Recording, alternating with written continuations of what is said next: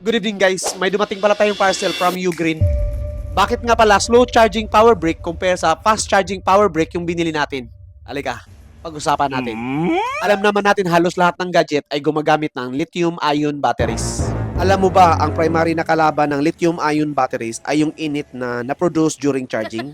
Kaya kung gumagamit ka ng lower wattage power brick, mas mahina yung init na na-produce niya at mas mapatagal yung buhay ng batteries ng phone mo or gadget mo. Oh, wow! Perfect ito sa mahilig mag-overnight charge or iwanan yung phone na naka-charge habang natutulog.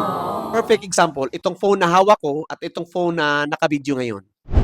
Itong phone na to, for 5 years, palaging gumagamit ng fast charging power brick. For 5 years, 69% na lang. Compare sa cellphone na ginagamit ko naka-video ngayon, pagdating sa work, ginagamitan ko ng slow charging power brick. Kaya may 73% battery capacity pa. Sometimes also, may mga gadget na kagaya nito, Kendall. Pag ginagamitan mo ng fast charger, nagkakaproblema. Dahil hindi niya kaya yung biglaang init na na-produce niya during charging. Kaya, kung gusto mo mapatagal yung lifespan ng battery ng phone mo or gadget mo, subukan mong gumamit ng low wattage power brick from Ugreen. 5 watts lang ito, kaya hindi sobrang init during charging. Okay? Bye-bye!